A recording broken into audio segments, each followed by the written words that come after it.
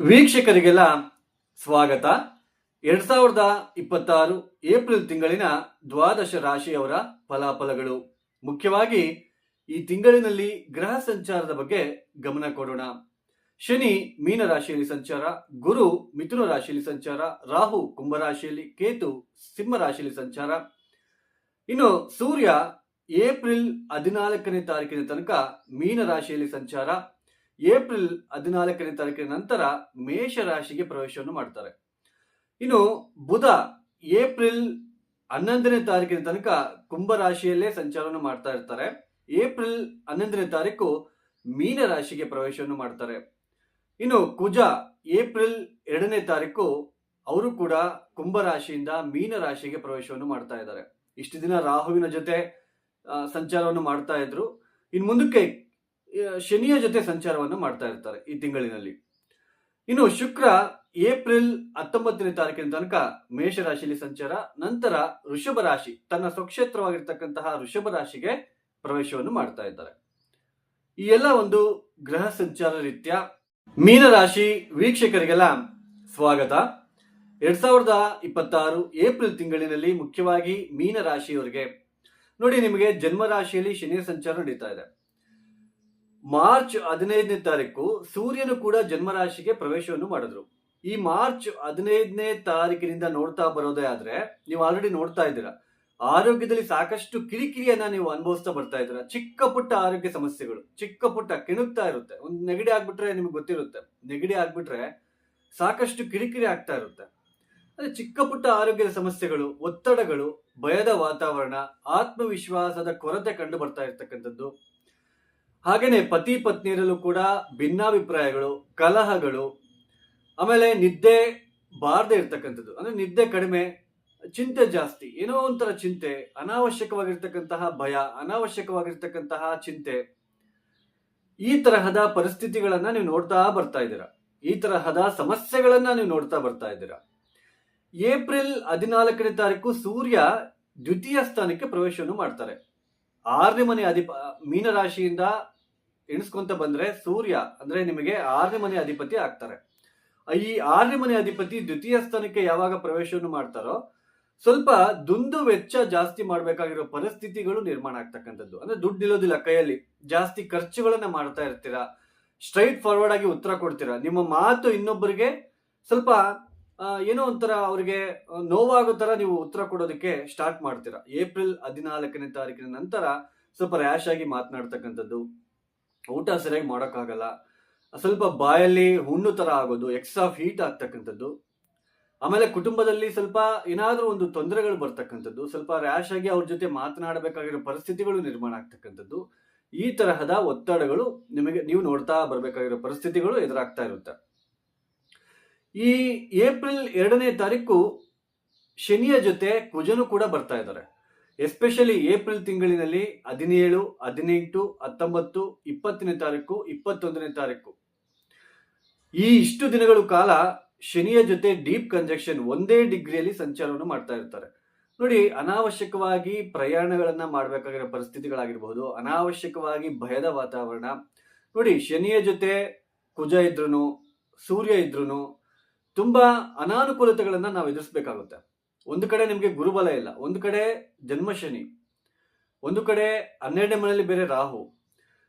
So ಗೋಚಾರದಲ್ಲಿ ಸ್ವಲ್ಪ ಪರಿಸ್ಥಿತಿಗಳು ನಿಮಗೆ ಅನುಕೂಲಕರವಾಗಿರ್ತಕ್ಕಂತಹ ಒಂದು ಸಮಯ ಇದಾಗಿರೋದಿಲ್ಲ.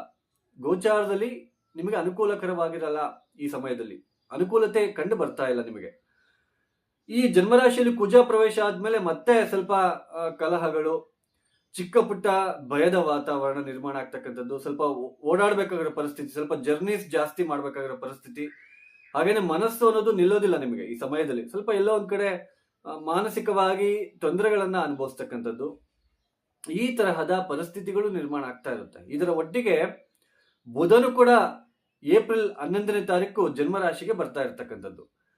ನೋಡಿ, ನೀಚಸ್ಥಾನ ಆಗುತ್ತೆ ಬುಧನಿಗೆ ಶನಿಯ ಜೊತೆ.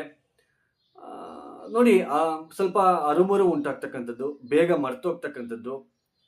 ಪತಿ ಪತ್ನಿಯರು, ನಿಮ್ಮ ಒಂದು ಪತಿ ಆಗಿದ್ರೆ ಮೀನರಾಶಿಯಲ್ಲಿರ್ತಕ್ಕಂತಹ ಸ್ತ್ರೀಯರಿಗೆ ಪತಿಯಿಂದ ಏನೋ ಒಂದು ತಿಳಿಯದ ಏನೋ ಒಂದು 10 kg ತೂಕ ಬಂದು ನನ್ನ ತಲೆ ಮೇಲೆ ಕುತ್ಕೊಂಡಿದೆ ಅನ್ನೋ ತರ ಆಗ್ತಾ ಇರುತ್ತೆ ನಿಮಗೆ. ಮೀನರಾಶಿಯಲ್ಲಿ ಹುಟ್ಟಿರ್ತಕ್ಕಂತಹ ಪುರುಷರಾಗಿದ್ರೆ ಅವರ ಪತ್ನಿಯಿಂದ ಏನೋ ಒಂದು ಸ್ವಲ್ಪ ತಲೆ ಮೇಲೆ ಬಂದು ಒಂದು 10 kg ಕೂತ್ಕೊಂಡಿದೆ ಅನ್ನೋ ತರ ನಿಮಗೆ ಭಾರ ಅನ್ನೋದು ಇರುವ ಸಾಧ್ಯತೆಗಳು ಹೆಚ್ಚಾಗಿ ಕಂಡು ಬರ್ತಾ ಇರುತ್ತೆ. ಅಂದ್ರೆ ಪತಿ ಅಥವಾ ಪತ್ನಿಯಿಂದ ಸ್ವಲ್ಪ ಆ ಒಂದು ಭಿನ್ನಾಭಿಪ್ರಾಯಗಳಾಗಿರಬಹುದು, ಅವರು ನಡ್ಕೊಳ್ತಕ್ಕಂತಹ ವಿಧಾನ ಆಗಿರ್ಬೋದು, ನಿಮಗೆ ಅದು ಸ್ವಲ್ಪ ಎಲ್ಲೋ ಒಂದ್ ಕಡೆ ತೊಂದರೆಗಳನ್ನ ನಿಮಗೆ ತಂದ್ಕೊಡ್ತಾ ಹೋಗುತ್ತೆ. ಹಾಗೇನೆ ಮುಖ್ಯವಾಗಿ ವ್ಯಾಪಾರದಲ್ಲಿ ಇರ್ತಕ್ಕಂಥವ್ರಿಗೂ ಕೂಡ ಸಾಕಷ್ಟು ಏರಿಳಿತಗಳನ್ನ ನೀವು ನೋಡ್ತಾ ಬರ್ತಾ ಇದ್ದೀರಾ. ಸಾಕಷ್ಟು ಅಪ್ಸ್ ಅಂಡ್ ಡೌನ್ಸ್ ನ ನೀವು ನೋಡ್ತಾ ಬರ್ತಾ ಇದ್ದೀರಾ. ಆಮೇಲೆ ಮನೆಯಲ್ಲಿ ಯಾರಿಗೋ ಹುಷಾರಿಲ್ದಂಗೆ ಆಗೋದು, ಅವರ ಕಡೆ ಗಮನ ಕೊಡ್ಬೇಕಾಗಿರೋ ಪರಿಸ್ಥಿತಿ, ಒತ್ತಡಗಳು, ಕಿರಿಕಿರಿ ಅಂತ ಅನಿಸ್ತಕ್ಕಂಥದ್ದು, ಅನಾವಶ್ಯಕ ಭಯ, ಅನಾವಶ್ಯಕ ಕಲಹಗಳು, ಪತಿ ಪತ್ನಿಯರಲ್ಲಿ ಭಿನ್ನಾಭಿಪ್ರಾಯಗಳು, ಹಣಕಾಸಿನ ವಿಚಾರದಲ್ಲೂ ಕೂಡ ಹೇಳ್ಕೊಳ್ಳೋ ಮಟ್ಟಿಗೆ ನಮಗೆ ಇಂಪ್ರೂವ್ಮೆಂಟ್ ಕಾಣದೇ ಇರ್ತಕ್ಕಂಥದ್ದು. ಆಮೇಲೆ ಉದ್ಯೋಗದಲ್ಲೂ ಕೂಡ ಸ್ವಲ್ಪ ಎಲ್ಲೋ ಒಂದ್ ಕಡೆ ತೊಂದರೆಗಳು, ಆಲ್ರೆಡಿ ಕೆಲಸವನ್ನು ಕಳ್ಕೊಂಡಿರ್ತಕ್ಕಂಥವ್ರಿಗೂ ಕೂಡ ಉದ್ಯೋಗ ಸಿಗದೆ ಪರದಾಡಬೇಕಾಗಿರೋ ಪರಿಸ್ಥಿತಿಗಳು ಸ್ವಲ್ಪ ಎದುರಾಗ್ತಕ್ಕಂಥದ್ದು.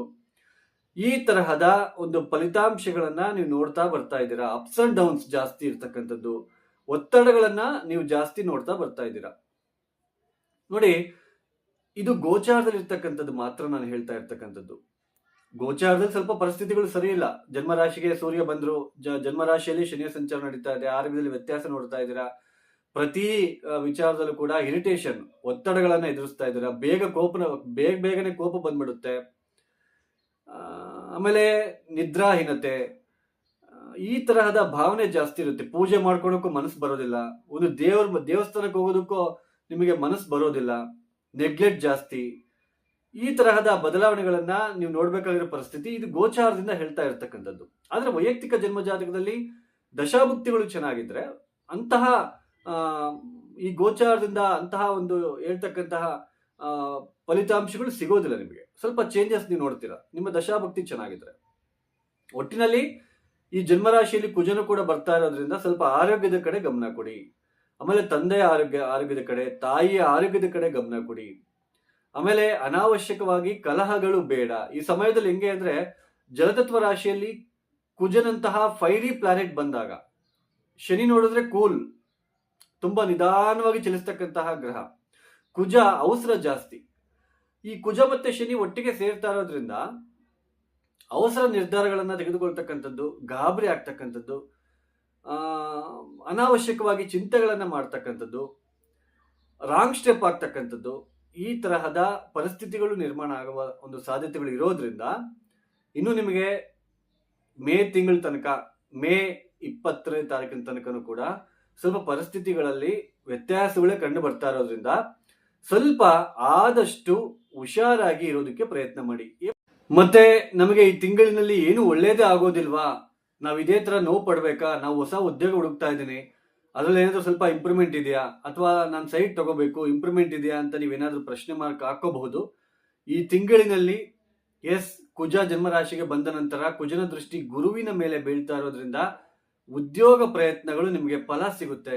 ಹಾಗೇನೆ ಪ್ರಾಪರ್ಟಿ ರಿಲೇಟೆಡ್, ವೆಹಿಕಲ್ ರಿಲೇಟೆಡ್ ಏನಾದ್ರೂ ನೀವು ತೊಂದರೆ ಅನುಭವಿಸ್ತಾ ಇದ್ರೆ ಅವರಿಗೆ ಸಾಕಷ್ಟು ಉತ್ತಮವಾದ ಸಂದರ್ಭಗಳು ಕೂಡ ಬರ್ತಾ ಇದೆ. ಸೊ ಚಿಂತೆ ಮಾಡಿಕೆ ಹೋಗ್ಬೇಡಿ. ಬಟ್ ಇಲ್ಲಿ ಏನು ಮುಖ್ಯವಾಗಿ ಅಂದ್ರೆ, ಜನ್ಮರಾಶಿಯಲ್ಲಿ ಈ ತರ ಸೂರ್ಯನಂತಹ ಶನಿಯಂತಹ ಗ್ರಹಗಳು ಕುತ್ಕೊಂಡಾಗ ಸ್ವಲ್ಪ ಇರಿಟೇಷನ್ ಜಾಸ್ತಿ ಕೊಡ್ತಾರೆ, ಸ್ವಲ್ಪ ನೋವನ್ನು ಕೊಡ್ತಾರೆ. ಮತ್ತಮೇಲೆ ಸಾಕಷ್ಟು ವಾದ ವಿವಾದಗಳನ್ನ ನಾವು ಅನುಭವಿಸ್ಬೇಕಾಗಿರೋ ಪರಿಸ್ಥಿತಿಗಳನ್ನ ಕೊಡ್ತಾರೆ, ಅವಮಾನಗಳನ್ನ ತಂದು ಕೊಡ್ತಾರೆ. ಸೊ ಬಟ್ ನಮಗೆ ಈ ಕುಜ ನಮಗೆ ಜನ್ಮರಾಶಿಗೆ ಬಂದಾಗ ಕುಜ ಯೋಗಕಾರಕ ಆಗ್ತಾರೆ. ಮೀನರಾಶಿ ಮೀನ ಲಗ್ನಕ್ಕೆ ಕುಜ ಮತ್ತೆ ಗುರು ಸಂಪರ್ಕ ಇಲ್ಲಿ ಆಗ್ತಾ ಇರೋದ್ರಿಂದ, ಕುಜನ ದೃಷ್ಟಿ ಗುರುವಿನ ಮೇಲೆ ಬೀಳ್ತಾ ಇರೋದ್ರಿಂದ ಹೊಸ ಉದ್ಯೋಗ ಪ್ರಯತ್ನಗಳು ನಿಮಗೆ ಅನುಕೂಲಕರವಾಗಿರುತ್ತೆ. ಹಾಗೇನೆ ಪ್ರಾಪರ್ಟಿ ರಿಲೇಟೆಡ್ ನಿಮಗೆ ಅನುಕೂಲಕರವಾಗಿರುತ್ತೆ. ಮುಖ್ಯವಾಗಿ ಈ ತಿಂಗಳಿನಲ್ಲಿ ಏನ್ ಮಾಡಿದ್ರೆ ತುಂಬಾ ಹೆಲ್ಪ್ಫುಲ್ ಆಗುತ್ತೆ ಅಂದ್ರೆ, ನೋಡಿ, ಪ್ರತಿನಿತ್ಯ ಹನುಮಾನ್ ಚಾಲಿಸ ಕನಿಷ್ಠ ಪಕ್ಷ 8 ಬಾರಿ ಓದ್ಬಿಟ್ಟು ಮಲ್ಕೋಬೇಕು. 8 ಸಲ ತಪ್ಪದೆ ಹನುಮಾನ್ ಚಾಲಿಸ ಓದಿ ಮಲಗಬೇಕು. ಹಾಗೇನೆ ಇನ್ನೊಂದು ಪರಿಹಾರ ಏನಪ್ಪಾ ಅಂತಂದ್ರೆ, ಈ ಒಂದು ಗೋಧಿಯಿಂದ ಮಾಡಿರ್ತಕ್ಕಂತಹ ಗೋಧಿ ರವೆ ಅಥವಾ ಗೋಧಿ ಪಾಯಸ, ರವೆಯಿಂದ ಏನಾದರೂ ರೊಟ್ಟಿ ಆಗಿರ್ಬೋದು, ಆ ಥರ ಏನಾದರೂ ನೀವು ಮಾಡಿಕೊಂಡು ವಾರದಲ್ಲಿ ಒಂದು 2 ದಿನ 3 ದಿನ ನಿಮಗೆ ಇಷ್ಟವಾಗಿರ್ತಕ್ಕಂತಹ ದೇವರಿಗೆ, ಎಸ್ಪೆಷಲಿ ಇಷ್ಟವಾಗಿರ್ತಕ್ಕಂತಹ ಅನ್ನೋದಕ್ಕಿಂತ ಶ್ರೀರಾಮನ ದೇವಸ್ಥಾನದಲ್ಲಿ ನೈವೇದ್ಯವಾಗಿ ಕೊಟ್ಬಿಟ್ಟು ಅಲ್ಲಿರ್ತಕ್ಕಂಥವ್ರಿಗೆ, ಹೊಟ್ಟೆ ಹಸ್ಕೊಂಡಿರ್ತಕ್ಕಂಥವ್ರಿಗೆ ಸ್ವಲ್ಪ ಅವ್ರಿಗೆ ತಿನ್ಲಿಕ್ಕೆ ಕೊಡಿ. ತುಂಬಾ ನಿಮಗೆ ಇಂಪ್ರೂವ್ಮೆಂಟ್ ಕಾಣ್ತೀರ. ಇನ್ನು ಯಾರೆಲ್ಲ ಈ ವಿಡಿಯೋನ ನೋಡ್ತಾ ಇದ್ದೀರಾ, ನಿಮ್ಗೆ ಇಷ್ಟ ಆಗಿದ್ರೇನೆ ಲೈಕ್ ಮಾಡಿ, ಶೇರ್ ಮಾಡಿ, ಸಬ್ಸ್ಕ್ರೈಬ್ ಮಾಡ್ಕೊಳ್ಳಿ. ಸರ್ವೇ ಜನ ಸುಖಿನೋ ಭವಂತು. ಧನ್ಯವಾದಗಳು. ಜೈ ಶ್ರೀರಾಮ್.